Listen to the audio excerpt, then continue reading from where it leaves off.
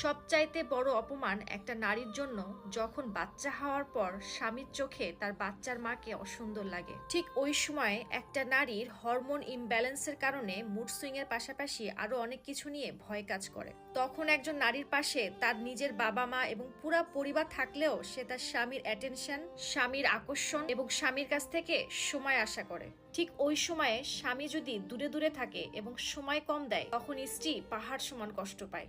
আর ওই পাহাড় সমান কষ্ট নিয়ে সারা রাত জেগে জেগে একটা নবজাতক বাচ্চার খেয়াল রাখা একটা শাস্তির চাইতে কম নয়। পৃথিবীর যত বড় বিশ্বসুন্দরী হোক না কেন, বাচ্চা হওয়ার পর বডি এবং চেহারার পরিবর্তন আসে। দেখুন, আপনি যখন আপনার স্ত্রীকে বিয়ে করেছিলেন তখন কিন্তু সে সুন্দরী ছিল।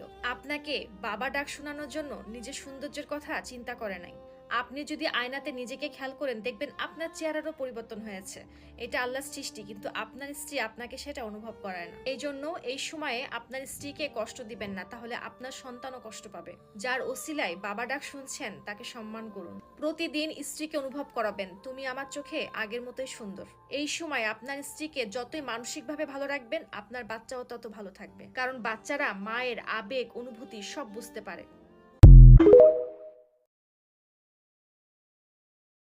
সবচাইতে বড় অপমান একটা নারীর জন্য যখন বাচ্চা হওয়ার পর স্বামীর চোখে তার বাচ্চার মাকে অসুন্দর লাগে। ঠিক ওই সময় একটা নারীর হরমোন ইমব্যালেন্সের কারণে মুড সুইং এর পাশাপাশি আরো অনেক কিছু নিয়ে ভয় কাজ করে। তখন একজন নারীর পাশে তার নিজের বাবা মা এবং পুরা পরিবার থাকলেও সে তার স্বামীর অ্যাটেনশন, স্বামীর আকর্ষণ এবং স্বামীর কাছ থেকে সময় আশা করে। ঠিক ওই সময়ে স্বামী যদি দূরে দূরে থাকে এবং সময় কম দেয়, তখন স্ত্রী পাহাড় সমান কষ্ট পায়।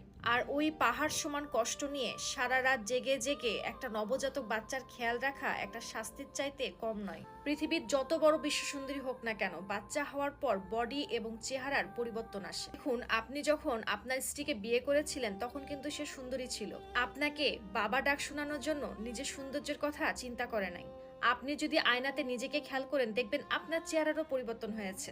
এটা আল্লাহর সৃষ্টি, কিন্তু আপনার স্ত্রী আপনাকে সেটা অনুভব করায় না। এই জন্য এই সময়ে আপনার স্ত্রীকে কষ্ট দিবেন না, তাহলে আপনার সন্তানও কষ্ট পাবে।